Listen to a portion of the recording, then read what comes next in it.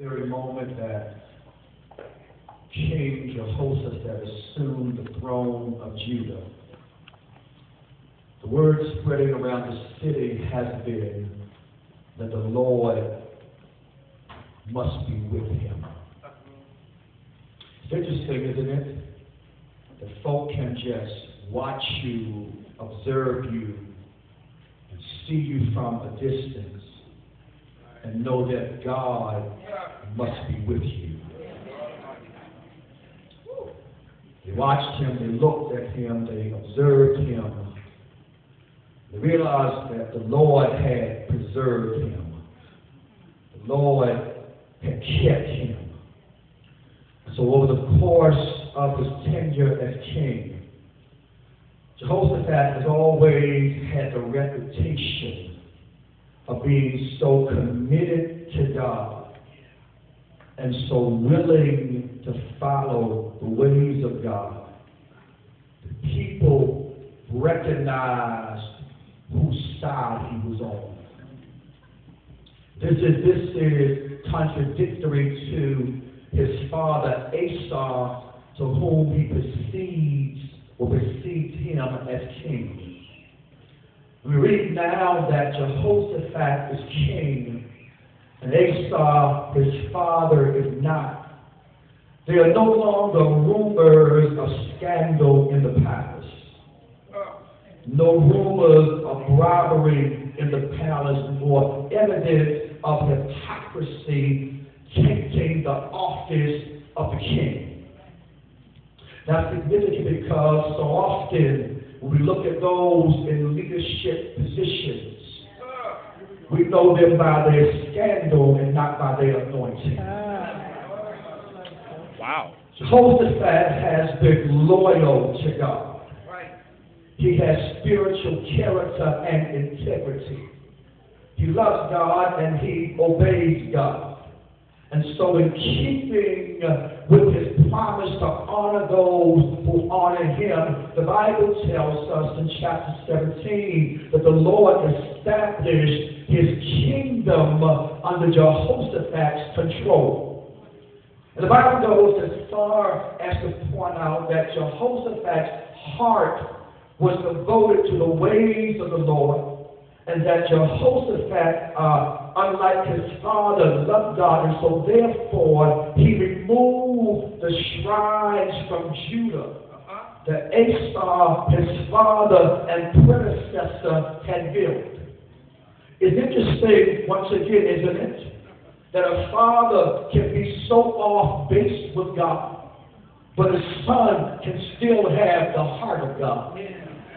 What that suggests to me is that when the Lord has a plan for your life, nothing, not even the people in your life, can keep you from the plan that God has declared for your life.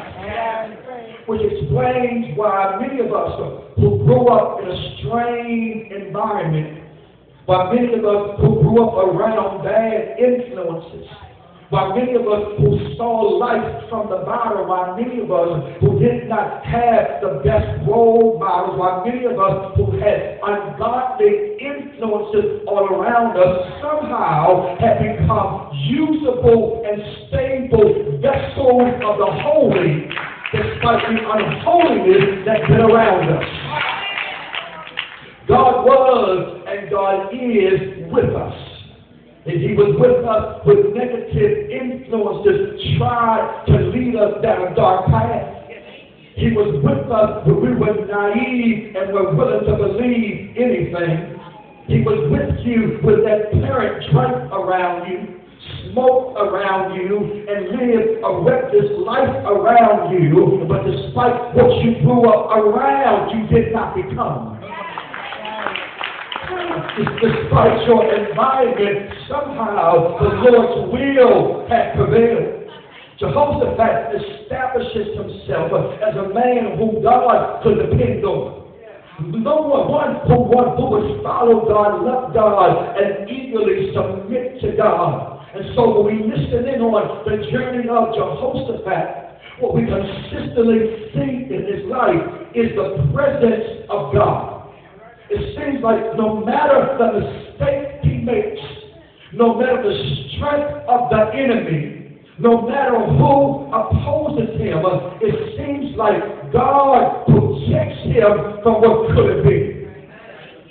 Somebody can grab that, because what could have been in your life never became because the Lord protected you.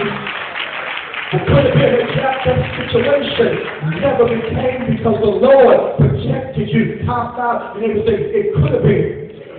But the Lord protected me. Somebody ought to shout right there. I need to entertain this thought, because many of us, again, ought to be shouting right now. Because after all the mistakes that we have made, after all the enemies we had, after all the bad things that have happened to us, it seems like things have never been so bad that we could not recover.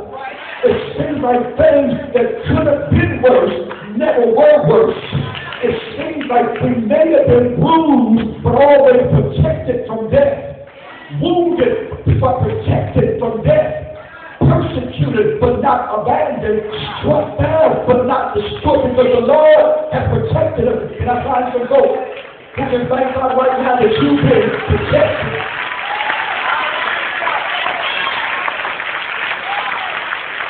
That is the protection. Throughout his life, Jehoshaphat has been protected by God. And many of us can testify now, although we didn't know it then, but the Lord has protected us. We've been exposed to evil, but never overtaken by evil. We've been candidates for disaster, but we've always come back. We've been threatened by bad, but never captured. And here once again, as the curtain is lifted in 2 Chronicles chapter 20, Jehoshaphat feels the anxiety of a threat. Here, once again, he has to wrestle through the anxiety of wondering if God will make a way. Here, once again, he adds stress to his own life by wondering if God will lead him through the obstacle course that the devil has strategically set before him. I need to call for a timeout real quick, because, like Jehoshaphat, it seems like despite our prior history with God, it seems like despite the track record we had of God always making a way, it seems like whenever we get an inkling of the devil trying or planning to interfere with our lives, our first thought is to worry, to take ourselves through the anxiety of wondering if we're going to make it. If God is going to make a way, instead of just expecting God to make a way. I don't want you to speak to him. I expect God to make a way. But I expect God to make a way. I don't have the freedom I want to have, but I expect God to make a way. My money's been jacked up for years, but God keeps on making ways. Jehoshaphat has received a report that not just one of his enemies are planning to attack, but the report is that 3 of his enemies have teamed up to conquer Jehoshaphat and the people of Judah. And isn't that just like something the devil will do when he can't beat you one-on-one? To find some folks who have different minds like he has to collectively come up against you. It's typical and it's flattering, isn't it, that your enemies know they can't beat you by themselves.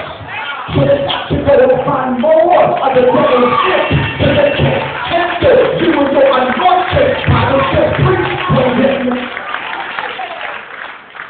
However, what concerns me is not the imps and not the teams of imps, but what concerns me is that despite Jehoshaphat's history with God, he and the people are extremely weary. You can hear what I just said. Despite the fact they have a history of God making a way, they're weary.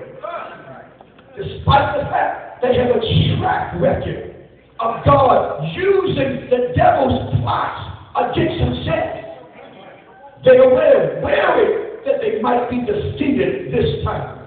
Wear it